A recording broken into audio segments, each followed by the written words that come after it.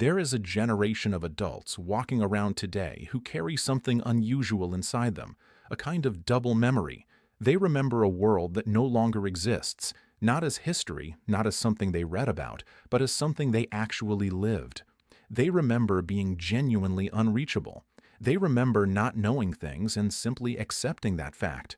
They remember boredom as a physical state, something you sat inside until your mind found its own way out.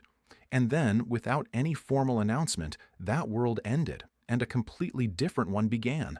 What happened to the psychology of the people who lived through that transition is one of the most fascinating and underexamined stories of our time. People who grew up without the internet did not simply miss out on a technology. They developed a fundamentally different relationship with time, attention, information, and other human beings. The absence of constant connectivity during the formative years of childhood and adolescence shaped neural pathways, habits of mind, and emotional patterns that persist into adulthood in ways that researchers are only beginning to fully understand. These are not people who are simply older. They are people who were cognitively and emotionally formed in a different kind of world, and who then had to learn, as adults, to inhabit a world that operates on entirely different principles. Developmental psychologists who study the impact of technology on brain formation have found that the years between childhood and early adulthood are the most critical period for establishing the cognitive habits that will define a person for the rest of their life. Attention spans, tolerance for boredom, capacity for delayed gratification, ability to sit with uncertainty, all of these are shaped during those early years. For people who grew up without the internet, these capacities were formed in an environment that demanded them constantly. There was no alternative. You waited. You were patient. You found ways to entertain yourself that required imagination rather than consumption.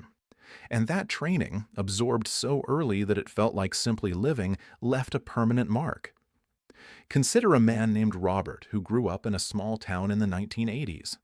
After school, he had 3 hours before dinner with nothing structured to fill them. No streaming service, no social media, no way to reach his friends without walking to their houses or calling a shared family telephone that everyone in the house could hear. He built things. He read books he found by accident rather than by algorithm. He developed an interior life rich enough to sustain long stretches of genuine solitude. Today, Robert works in a field surrounded by colleagues 20 years younger than him. He notices something he finds difficult to articulate. When a meeting runs long, they reach for their phones. When a problem has no immediate answer, they search for one instantly. When silence falls in a room, someone fills it within seconds.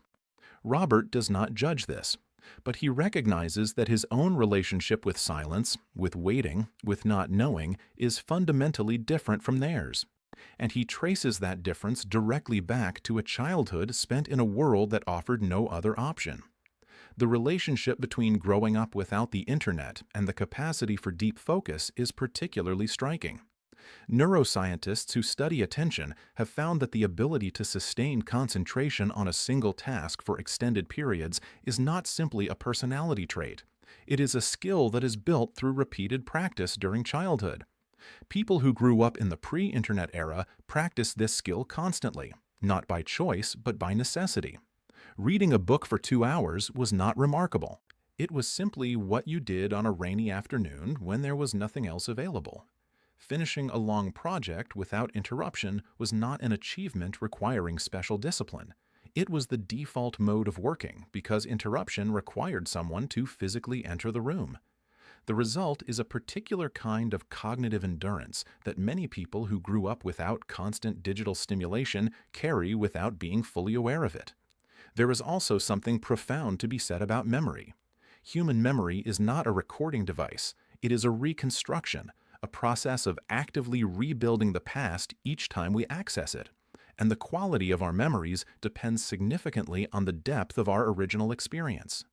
People who grew up without the internet were forced to be fully present in their experiences in ways that the constantly documenting, sharing, and narrating culture of the internet age makes genuinely difficult.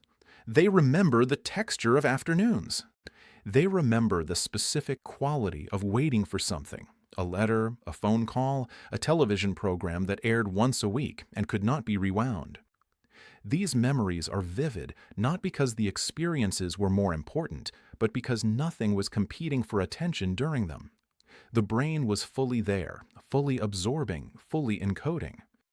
Walk into any gathering of people who grew up without the internet and ask them what they miss about that era, and the answers are remarkably consistent.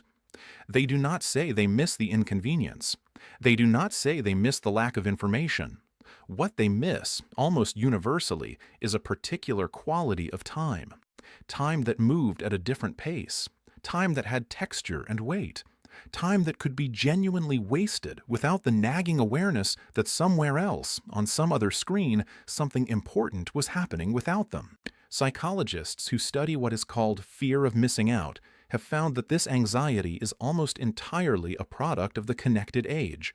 It requires knowing, in real time, what other people are doing.